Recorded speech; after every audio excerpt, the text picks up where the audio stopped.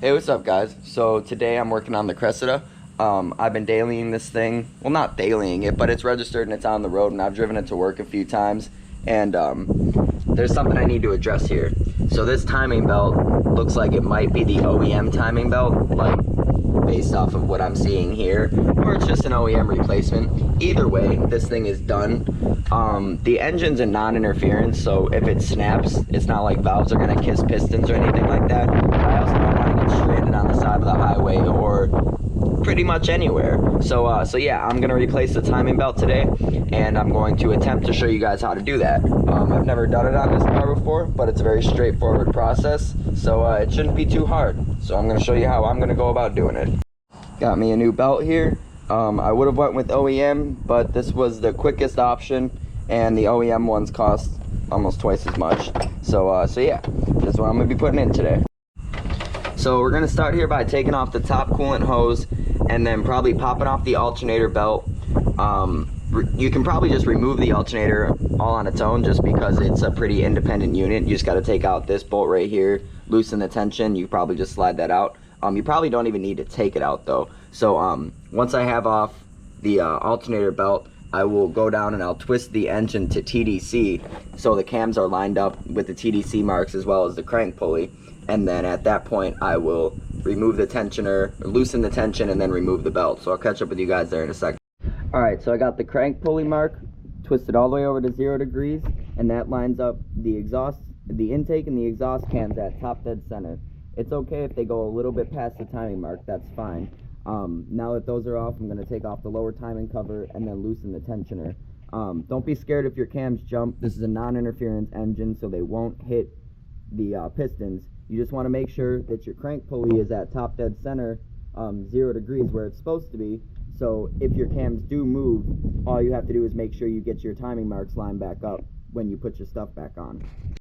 Alright, so I thought this was going to be a little bit more simple than it was. I definitely thought that this lower timing cover was going to slip over the crank pulley and that you could get the belt off around it, but I am sadly mistaken. So I had to loosen the power steering pump, pop off that belt. I took off the clutch fan, the shroud, the radiator, and basically now at this point I have to get the tool to lock up the crank pulley so I can break the bolt, so I can pull off the crank pulley and then do the timing belt. So I'm probably going to call it here for now because I got to get ready to go to work, and hopefully I can come home from work with the proper tools to get this done. So we'll catch up with you guys in a little bit. Alright, so I ended up being able to get the crank pulley off. I haven't gone to work yet. I actually went inside, and then it dawned on me that I could just take the breaker bar and line it up and then try to start the car with, of course, the distributor unplugged so it doesn't actually try to start. But yeah, so I took the breaker bar and I lined it up on the frame rail right here, and then I just cranked the car and it broke the bolt, and then I was able to pry off the crank pulley. And then after I got off the crank pulley, I had to take off the bolts from here, and then there's 2 on the back side on the engine block for the AC bracket. Then you can pull that forward and remove the lower timing cover. At this point, you want to make sure that you're at top dead center. I put the lower timing cover back on and slipped down the crank pulley and moved the crank pulley mark to the 0 on the cover just to make sure, and that turns out that it makes the keyway line straight up with the top of the engine. So if you have your crank pulley off already, you can look at your keyway, and I also believe there's a mark on the crank pulley as well that indicates that. So now that that's off, now you can go ahead and remove your belt and then get your new one on there. My cams are a little bit off just because of what I had to do to get the crank pulley off. So I'm just gonna make sure to line my cams back up where they're supposed to be before I put my belt back on, and then it'll be good to go.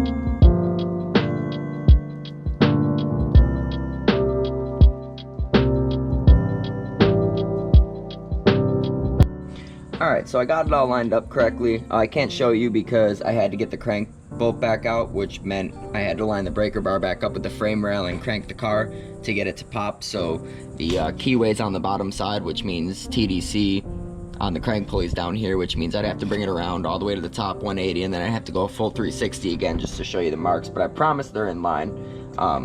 So yeah, that's in time now, but I'm gonna go to work. So I got the lower timing cover soaking. I'm gonna clean that up, and maybe when I get off I'll put it back together and get it running again. So yeah, the goal is to have it done by Saturday. It's Tuesday, so not really sweating it, but I will get it done and I'll have it ready. So I'll see you guys in a little bit. Alright, so I got back from work and I started to tie this up. It's a pretty straightforward process, and I showed you how to get it all apart, so you just have to do it all in reverse to put it all back together. I put on my front timing cover just because I think it looks a little bit better with it on, even though seeing the cam gears is also kind of cool. But right now I'm just filling up the system with water, and then I'm going to bleed the system and yeah, proceed from there. I still do have a pretty nasty exhaust leak coming out of the header, but I'd rather do that on the lift at the shop than try to take care of it here in my driveway. So that's where we're at with that. And then my air intake also has a huge rip in the coupler right here. So I'm sure I'm losing so much vacuum pressure through that, and it's not pulling open this flap enough and giving the car the amount of gas that it needs to run properly. So that's something I need to address ASAP. But other than that, I'm just going to keep filling this up and then turn the car on and bleed the system.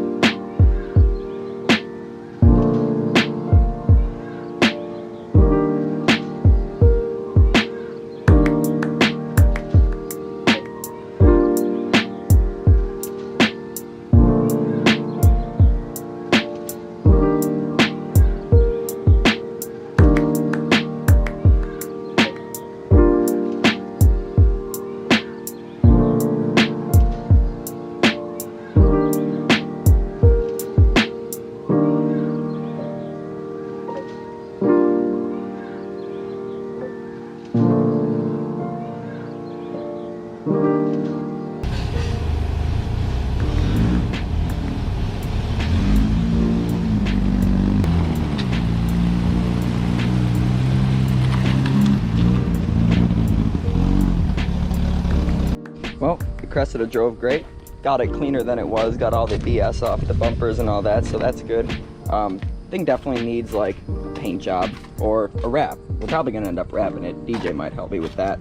But yeah, first drive, registered and sure on the road. She did really good, so I'm gonna take it to work today and see how it does. Should I take it on 95? That's yet to be seen. I'm considering it though.